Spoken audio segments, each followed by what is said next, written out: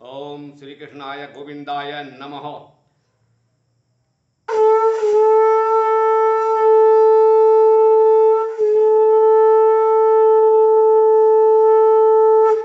श्रीमद् भगवद गीता के पहले अध्याय में आपने समस्त योद्धाओं के नाम और उनके शंखों की ध्वनि के संबंध में तथा अर्जुन के मोह के रूप में वर्णन श्रवण किया।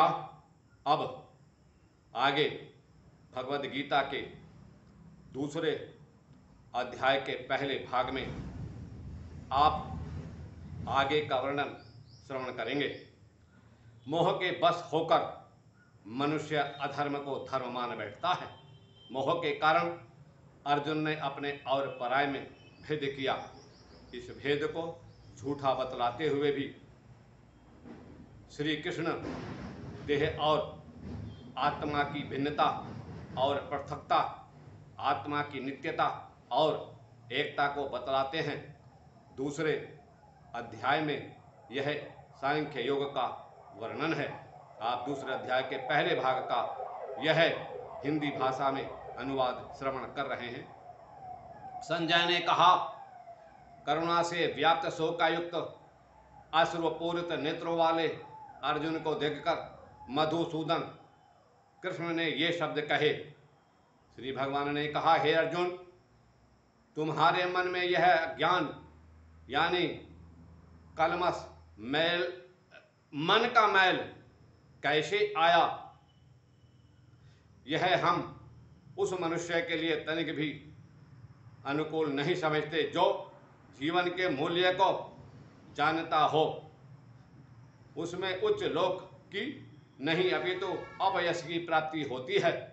हे प्रथापुत्र, इस हीन नपुंसकता को प्राप्त मत हो, यह तुम्हें शोभा नहीं देता।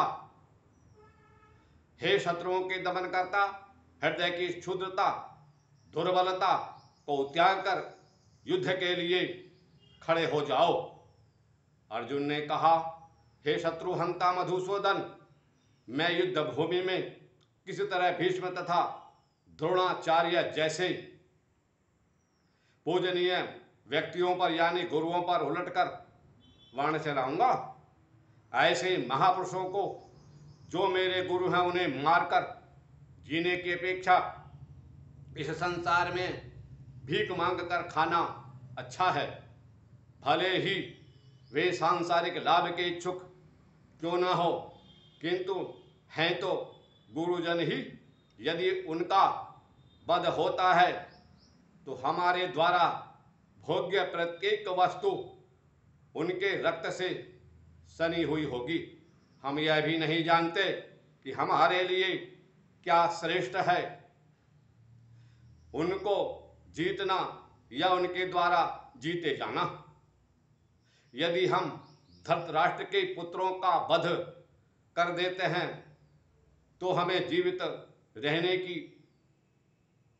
आवश्यकता नहीं है। फिर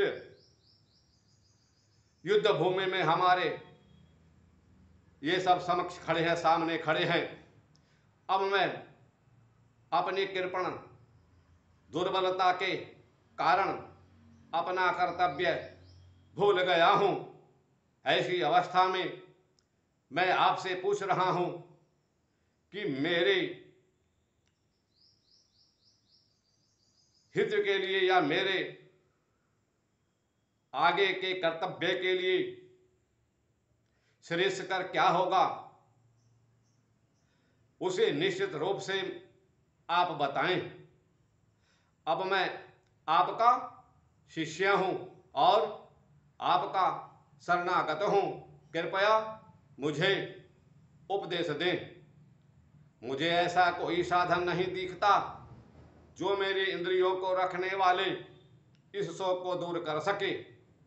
स्वर्ग पर देवताओं के आधिपत्य की तरह इस धन धान्य संपन्न सारे पृथ्वी पर निष्कंट राज्य प्राप्त करके भी मैं इस शोक को दूर नहीं कर सकूंगा।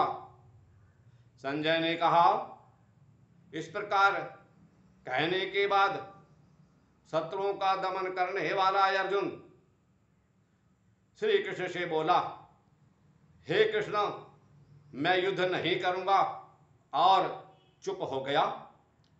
हे भरतवंशी धृतराष्ट्र, उस समय दोनों सेनाओं के मध्य शोकमग्न अर्जुन से कृष्ण ने मानो हंसते हुए ये शब्द कहे। श्री भगवान ने कहा, तुम पंडितता से पूर्ण यानी विद्वानों जैसे वचन कह रहे हो, उनके लिए शोक कर रहे हो जो शोक करने योग्य नहीं है। जो विद्वान होते हैं वे न तो जीवित के लिए और न ही मृत के लिए शोक करते हैं। ऐसा कभी नहीं हुआ कि मैं न रहा हूं या फिर तुम न रहे हो, अथवा ये समस्त राजा न रहे हों, और न ऐसा है कि भविष्य में हम लोग नहीं रहेंगे। जिस प्रकार धारी आत्मा, जिस तरह से शरीर को धारण करने वाली आत्मा इस वर्तमान शरीर में बाल अवस्था से तरुण अवस्था और फिर वृद्ध अवस्था में निरंतर अग्रसर होता रहता है, उसी प्रकार मृत्यु होने पर आत्मा दूसरे शरीर में चला जाता है। धीर व्यक्ति ऐसे परिवर्तन से मोह को प्राप्त नहीं होता। बोलिए राधे कृष्ण भगवान की जय। सभी को नमो नारायण।